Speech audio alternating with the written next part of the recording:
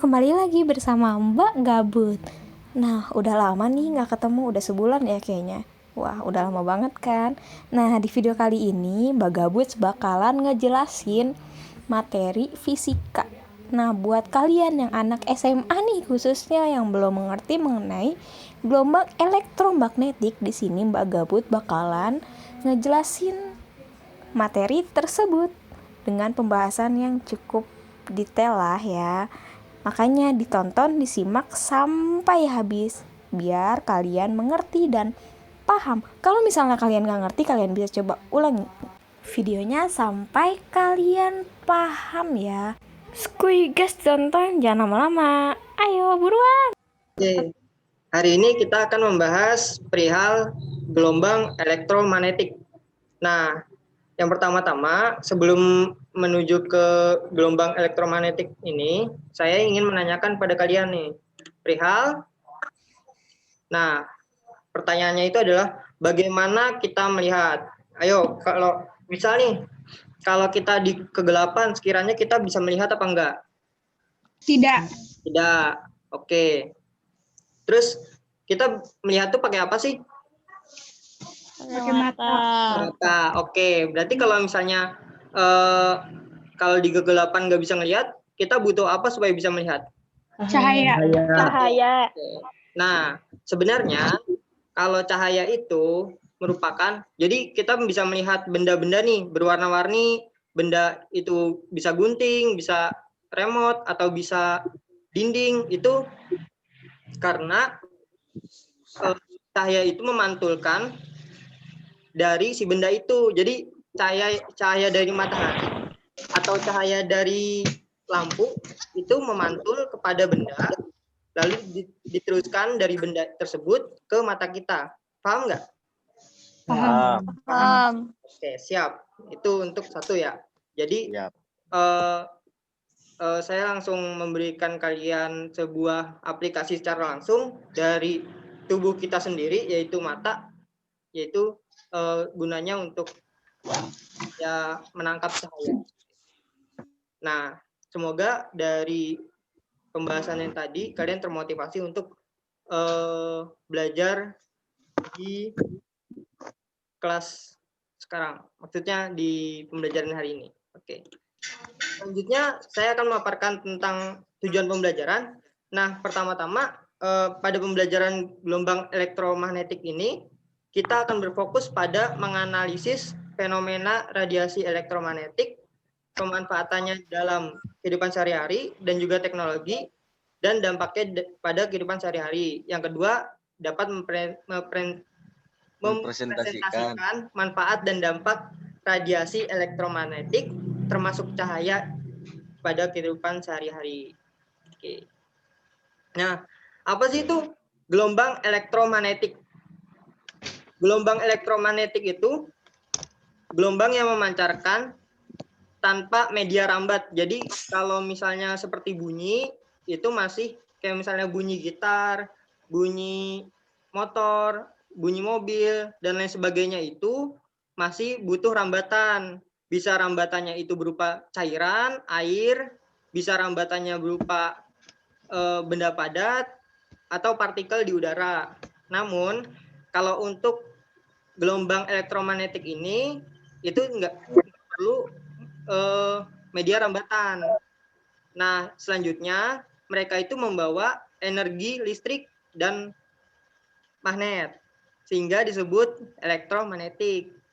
Nah, sebelum beranjak ke gelombang elektromagnetik ini, sebenarnya Maxwell sudah mengemukakan sebuah hipotesis, yang mana hipotesisnya adalah karena perubahan medan magnet dapat menimbulkan medan listrik, maka perubahan medan listrik pun akan dapat menimbulkan perubahan medan magnet. Nah, di sini kan kalian masih bingung ya, maksud hipotesis ini apa?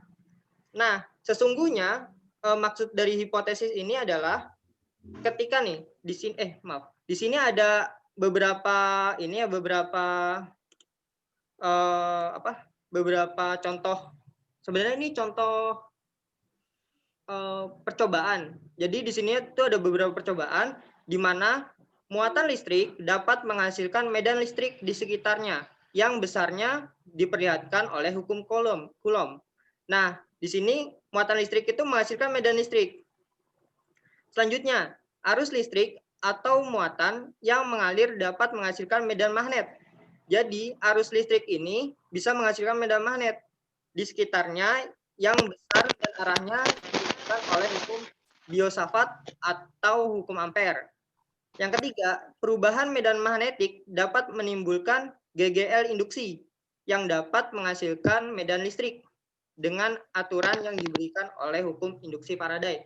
Nah, maksudnya di sini adalah ketika medan, misalnya nih, medan magnet, kan dari muatan listrik nih.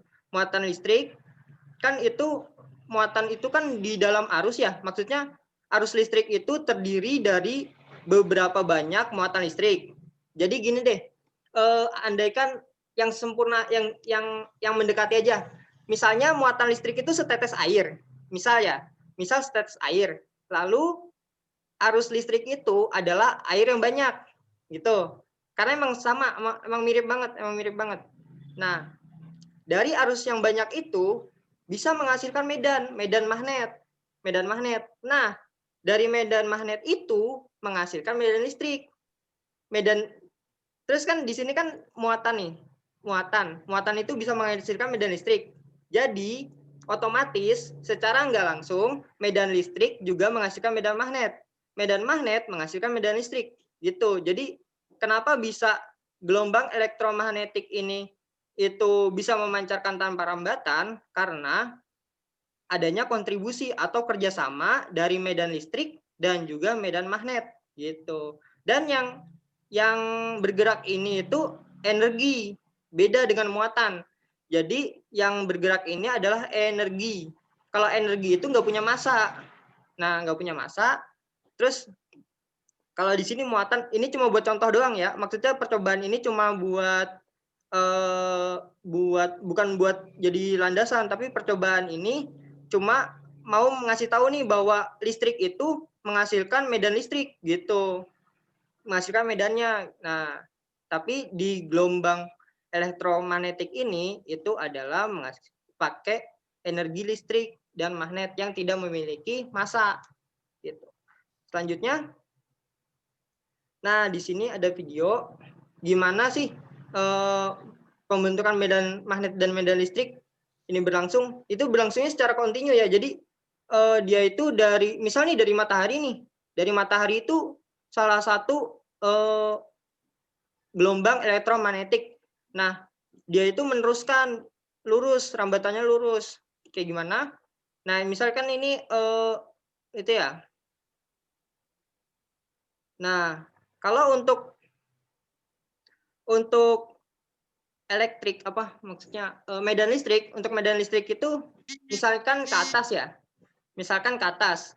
Nah, untuk medan magnetnya itu ke samping, jadi tegak lurus. Antara medan magnet dan medan listrik tegak lurus.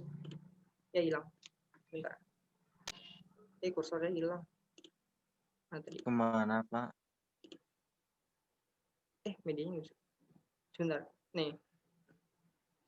Jadi untuk medan magnet itu kan ke atas. Nah, untuk medan listrik ke atas, medan magnetnya ke samping. Intinya tegak lurus aja, nggak harus ke atas. Ke bawah juga ada tuh kan, ke bawah.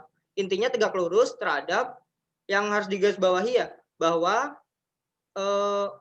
gelombang elektromagnetik itu merupakan gabungan antara, bisa dicatat tuh sambil dicatat, gabungan antara medan magnet atau kerjasama antara medan magnet dan juga medan listrik yang saling menghasilkan, sehingga dia bisa merambat gitu tanpa perlu adanya tanpa perlu adanya medium merambat seperti itu.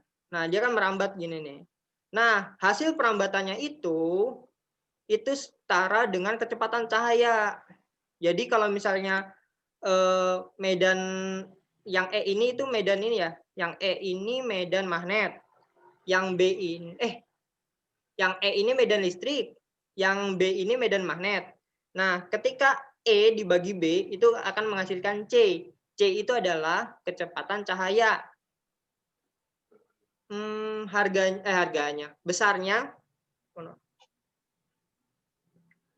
Besarnya kecepatan cahaya itu 3 kali 10 pangkat 8. Oke, kita lanjut.